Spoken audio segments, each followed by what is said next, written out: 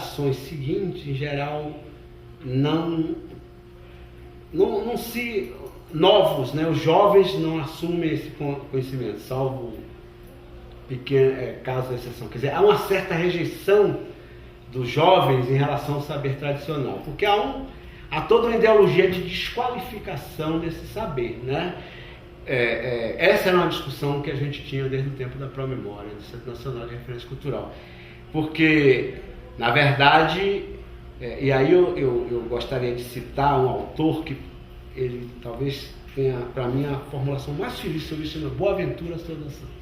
Ele diz o seguinte: existiu muitas modernidades, só que a modernidade que se impôs, que foi hegemônica, foi a modernidade eurocêntrica, europeia, que veio pela colonização, o pensamento, quer dizer, a ciência e a técnica que se colocou como hegemônica no mundo, que gerou nossa formação, é oriunda dessa matriz de racionalidade de pensamento. E essa matriz, ela se impôs desqualificando as outras, até porque ela vem com um projeto colonial que, para conquistar, você tem que quebrar identidades, né?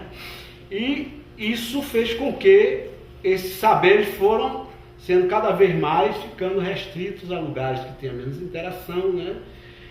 Mas esse valor de desqualificação continuou. E quando o saber, vamos dizer, chamado acadêmico, eurocêntrico, científico, nome que a gente queira ver, ele começa a valorizar, ele valoriza o saber tradicional pela sua razão instrumental e não pela estrutura de saber, por ser saber. Ele quer só o produto, ele não aceita que é uma medicina diferente dessa medicina que a gente vai ao médico e tal. Ele quer pegar só alguns fitoterápicos, por exemplo, e dizer assim: eu vou pegar determinado chá, que a população diz que, né, o sabugueiro, o quebra-pedra, e vou testar se o princípio ativo der certo, porque aquele saber tradicional tem alguma validade. Então você tem de validar um saber a partir da visão de outro, né? Quando o saber também tem uma estrutura lógica deles, né? E então, quando você trabalha com saberes, é aquilo que eu falei na mesa de manhã, que a gente tinha que construir a gestão das unidades da Resex incorporando a interação de diferentes saberes. Não estou falando de pegar determinadas práticas e só extrair dela a parte instrumental, tipo chá. Não, tem que pensar o saber na sua lógica interna, quer dizer, porque se alguém constrói um barco, né, de um tamanho de 10 metros, depois constrói um de 15, fora d'água o barco flutua, é porque o saber não é apenas meramente uma tentativa e erro. Ela tem uma estrutura lógica que faz com que eu dimensione uma embarcação de 10 metros para pegar tantas cargas, né? E uma de 15, eu saber, e as duas flutuarem. Senão eu tinha que construir dentro d'água, se fosse tentativa e erro, né?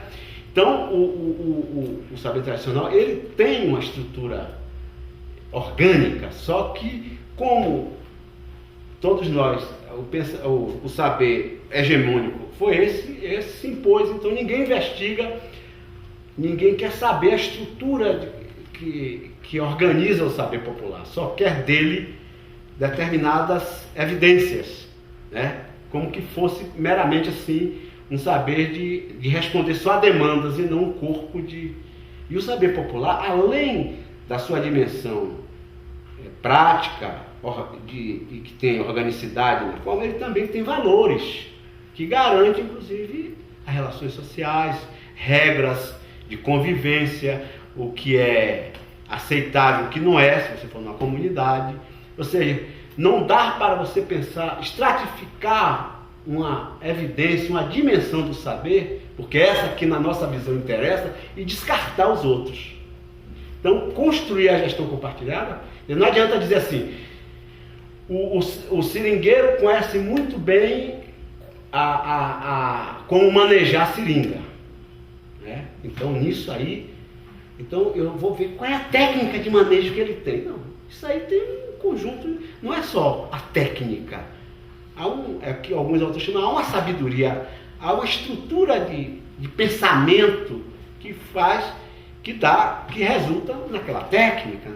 É algo mais, né? Como o pescador que se orienta, que por determinados sinais, como o vento muda, ele sabe se vai ter uma tempestade ou não tem, né? Então isso ele tem uma taxonomia das espécies, só que outra, mas ele conhece profundamente os peixes, a fauna toda ali, marinha. Então então esse saber não é meramente remar, né? Não é só jogar rede. Ele conhece como os animais, os peixes se comportam, enfim, eles têm uma biologia também, eles têm uma outra biologia. E a gente teima no reconhecer isso. Então agora o nosso desafio, você tem esses saberes, de um lado, você tem uma sociedade complexa lá de cá, altamente, a sociedade do conhecimento, mas desse conhecimento cada vez, né? E que descobriu que de repente pegar um conhecimento popular, por exemplo, na área de farmacológica, né? Você saber que determinada planta atua em determinada patologia, isso já economiza milhões e milhões de dólares de pesquisa, porque agora aí os caras, depois de investigar, eles não há repartição de benefícios, que é o que você estava falando, da Convenção da Biodiversidade, e depois eles patenteiam o processo. Como o processo não é ele usou o saber, se apropriou do saber, depois dali foi para um laboratório, né?